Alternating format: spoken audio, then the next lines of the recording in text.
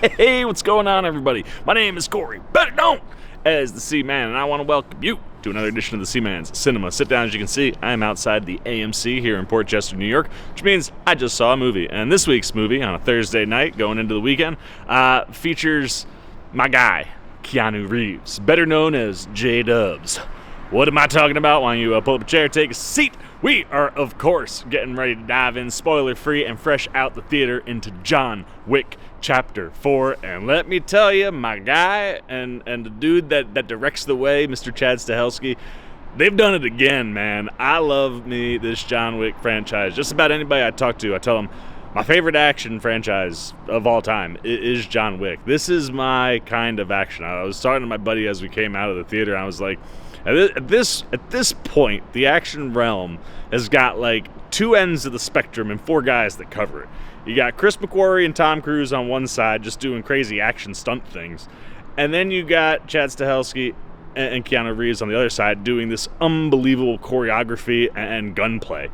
And for me, the hand-to-hand choreography and gunplay wins out a little bit, but I do love me some Mission Impossible. I can't wait for what's it, Dead Reckoning, I think is the next one. But anyway, we're talking about John Wick and Keanu Reeves, and I gotta say, man, Keanu and Chad Stahelski, they came up with some of the best John Wick action we have seen yet. It's one of these things where it's like, for me, the first John Wick is my favorite. It sets the tone. It's simple. And it's still, like, when I watch it, it still blows me away, even though Stahelski and Reeves have found ways to up the action each movie. 3 is kind of like a perfect action movie for me. I rewatched that one today right before coming here, and I really, really love 3 for so many reasons. And I don't know where I would put 4 right now in the rankings. For me, it's like one of those franchises where, like, every time, it's crazy that every time I see a movie, there's one asshole with a really bad tailpipe thing going on. It's nuts every time I come out. You guys see it. I don't make this stuff up. What was I saying? Let's get count. Yeah, I don't know where I would put 4 right now, but I think once again they found ways to up the ante, and they deliver some of the best action sequences in the franchise in this movie. There's a bunch of places we go. We go to Osaka, we go to Berlin, we go to Paris. The Osaka action sequences, which is where like the front of the movie is, you get to the end of them and I literally was sitting in my chair going, we got 3 hours of this, man. Where do you go from there? Because the choreography and the amount and just Keanu Reeves and his stunt doubles freaking stamina has got to be the best it's been in any of these movies so far. It's the action is unrelenting, and I'm here for it. But the Osaka stuff is insane, and then the Paris stuff, which is your third act stuff. Oh, good God, man! Like, you want to talk about Chris McQuarrie, Tom Cruise? I kind of feel like there was like a call out. Like I'm calling your number, man. I'm calling you out, Tom Cruise, Chris McQuarrie, because they did this scene in the last Mission Impossible movie in I believe in Paris at one of this big roundabout that's out there. And it's one of the craziest action sequences, specifically in the chase realm, I'd ever seen. Now, John Wick is not a big chase sequence movie, although there are some dope chase sequences in this. And that roundabout is used for one of them. And I'm just going to say that, like, they double, if not tripled, the amount of time that you're at that roundabout. And it's like the most shocking, edge of your seat, you don't know what's coming next kind of action sequence, because while the choreography is insane, there are cars coming the whole time. And I just sat there with my jaw on the floor. I was like, I can't believe someone went to the same location as one of my favorite action sequences ever and maybe just did one that's better. Like, this might be my favorite action sequence in that location ever. And it only goes up from there. They get so inventive in the third act, and everything that's going on in Paris is just bonkers, nuts, and wonderful. And the thing that I love about Chad Stahelski and his style of action is the choreography. I mean, where they get the headshots and the gunshots in, where they work into like the choreography and tight hand movements, like it's nuts. And just getting to see Keanu find different ways to kill people. I mean, he gets some nunchucks in this movie. Like I said, we get to see like a bit of an action like car chase sequence. There's a lot more sword play in this one. And at the front and center, though, it is all about the gunplay. And it's one of these things where like you watch an action franchise like this, and about a movie, or maybe they might have first introduced it in the second movie, but you got like bulletproof suits, and that could be a crutch for a lot of people. And it is, in the sense that like you can't kill John by shooting him, because you can just go like this and he blocks the bullet. However, the reason that I love the fact that the suits are bulletproof is, one, you don't have to put the guys in these crazy like bulletproof armor suits, which a bunch of people in the last movie and a bunch of people in this movie are wearing to make things tougher for John. But it allows you to put guys in suits, look cool, look really fresh. Then just like the way the suit works in the action movements, it plays really well. And yeah, does it allow your guy not to die easy? Sure. But it also, like, the reason I like it is Stahelski uses it to his advantage in the choreography. The choreography has to become more intricate. The movements to get to the kill shot have to become different than what they were the last three movies. And that's the stuff that I love about Stahelski. He's constantly reinventing things that you see all the time. It's just the way that he presents it, the way that he packages it, and the way that Keanu Reeves delivers it, along with his stunt double. I tell you, it's funny, you watch Keanu in interviews, and he'll be like, yeah, like, I don't do everything, right? Like, you got to come in here and do some John Wick action. Cool, I'm here for the John Wick action. Then there's like a stunt where like Keanu Reeves is supposed to fall down 89 stairs. That's where my stunt double comes in. And the stunt double, he got his work in this time, that's for sure. And the combo of the two, I mean, really do present some of like my favorite stuff with John. But like Keanu's always saying like, yeah, it's like I got to pass it off to my stunt double. And what they're pulling off is just, I marvel at what they can do on that side, and how Stahelski is able to, like I said, just kind of package it all together. It might look the same in some ways. You might see things that we've seen in the other movies, but it never feels the same. And the thing that I really love here from Stahelski is, while the script, that's not his thing, and it's, again, very simple. It's one of the things I love about this franchise. Real simplistic scripts allow you for tons and tons of action, and here, the script pushes the story forward, gets it to places that it needs to go, sets things up the way it needs to do, but Stahelski finds ways to just keep you on the edge of your seat and keep you moving this whole movie. Like I said, it's unrelenting, it's non-stop at times, and you need that in a 3-hour movie. Do I think this movie needs to be 3 hours? Probably not. But I'm not complaining at all, because what I got was freaking what I was looking for. You know what I mean? Even if the second act is not as strong as the first or third, like, I marvel at the action. And the thing that I really liked about this movie is the expansion of the John Wick world and universe. We know we're getting a ballerina movie starring Ana de Armas that'll feature Keanu Reeves as a supporting actor as John Wick. And in this movie, you can kind of see how they're starting to lay the seeds to grow the universe. One of the things I was thinking about coming into this, like, ooh, who could be like a surprise that pops up in here? And John doesn't leave too many people alive. So to kind of see them start playing with the idea of giving us characters that could stick around theoretically was something that I liked. And we get a lot of great performance and a lot of great character stuff. I mean, obviously, I've said everything I need to say about Keanu. He's the man. I love him. The dude just owns the world of action for me. Lawrence Fishburne, obviously, back as the king of the Bowery. Love him. I mean, him and Keanu go way back. And the stuff they give, Fishburne, he just gets to be Lawrence Fishburne. He gets to put on a little bit of a performance. I always love that stuff. Lance Reddick, I don't want to say anything about it, but it felt appropriate. And he's going to be sorely missed, man. R.I.P. to an absolute legend. I've been watching that guy since I was a teenager, man. So you definitely, I thought it was a fitting appearance for him. Clancy Brown is a newbie this time around. Not a ton, but I always love when Clancy shows up, and he's perfect for what they're utilizing him for.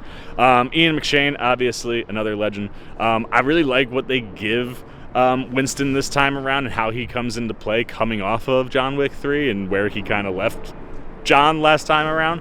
But that stuff, of course, is always fun to play with. Marco Zaror, he's like the Marquis, like #1 security guard.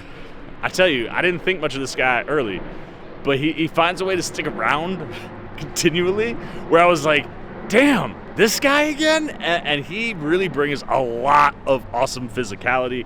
Bill Skarsgård, who plays the Marquis, I really enjoyed what he did. Bill Skarsgård is a cool actor for me and fits this role, I think, kind of perfectly. And I thought really crushed it.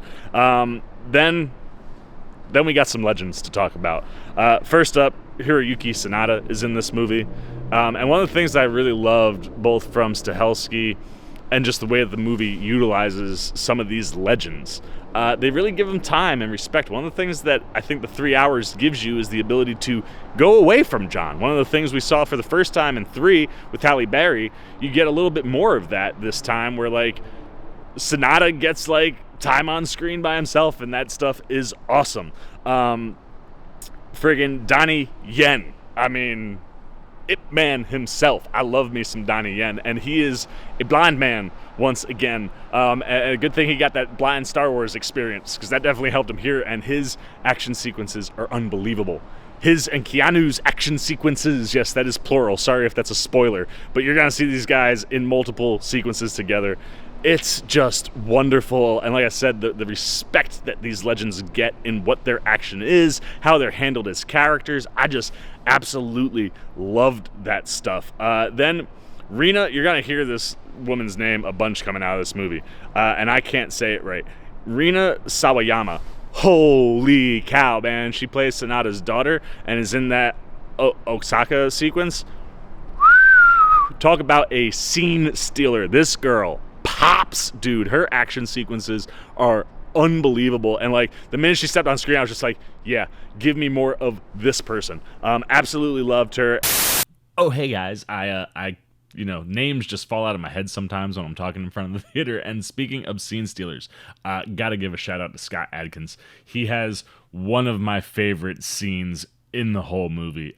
It's a really wonderful standout type of, almost like a Boban moment. Like when Boban shows up in Chapter 3, that is one of my favorite cameo appearances of all time. If you gave that sequence steroids, cocaine, and psychedelics, you'd get close to what we end up with Scott Adkins. It's like 8 levels above the Boban sequence, but it's stellar, and his performance is fantastic. So I wanted to give him a shout out. Now I'll let the other guy wrap it up. And then the last one that I really gotta say, for me, that's like the big kind of standout, Shamir Anderson, who plays the tracker. Again, one of the other things I love about John Wick is like you get all these characters without names. They're just kind of things. And it's one of these where Stahelski finds a really interesting way to bring just about every element of John Wick that we've seen into this movie, including the usage of dogs. And the tracker is his partner. Two cars tonight. His partner is one of those dogs that Halle Berry had in the last movie. And he's awesome. He's badass, he's scary, and he's unpredictable. You don't know where he's going to go. And that's one of the things that I like about this movie in general from Stahelski is it's unpredictable. Like, you start getting into the third act, and I was just like, I don't know how. Like, I have an idea, but I'm not sure where exactly we're going to go or how things are going to play for certain characters. And that was something I thought was kind of refreshing in this franchise, where I haven't kind of felt like that in a while, and was something I thought really worked. And yeah, I mean, you got, like I said, some of my favorite. There's one other action sequence I didn't talk about, but it involves like an overhead, kind of like drone shot. Son, I'm telling you, this guy Chad Stahelski, he just keeps up in his game every time he steps out there. And as far as action, I can never wait to see what he and Keanu Reeves do next. So let's get the C-Maniacs up. Let's give this bad boy a score. You guys know me. I'm a huge John Wick fan, and John Wick Chapter 4 is just as satisfying as the previous 3 chapters. The action is off the chain. It is some of the most non-stop, unrelenting action we've gotten in the franchise.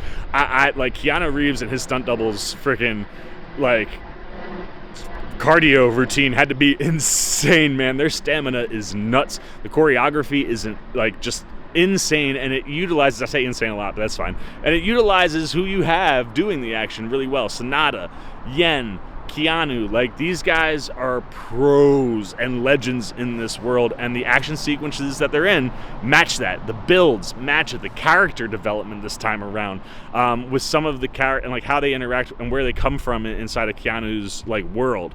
I just really liked how these characters play off each other, specifically Yen and Reeves, which is what we're all here for this time around. But everybody that shows up is freaking fantastic. The action's unbelievable, and while these movies are light on story, the story pushed itself forward enough where you get to the end and I was like, whew, that's another satisfying chapter in the John Wick franchise, and I can't wait to see what's next, whether that's Ballerina, whether it's other spin-offs, whether it's more John Wick. Anything that's coming in this franchise, if Chad Stahelski, Keanu Reeves are involved, I'm here for it, man. I'm going 4.5 out of 5 C-Maniacs. You say what you want, man. This franchise just is always gonna get them big scores because I love it so damn much. And yeah, I mean, this one for me, it's like 1, 3, this 2.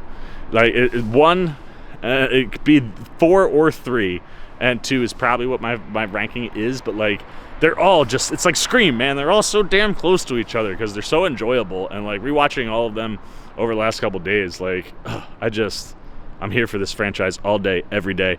I love it. I love this movie. I want to know what you're thinking, man. Are you guys going to see John Wick Chapter 4 in theaters? I saw it in IMAX. I would recommend it. I always say see this action on the biggest screen possible.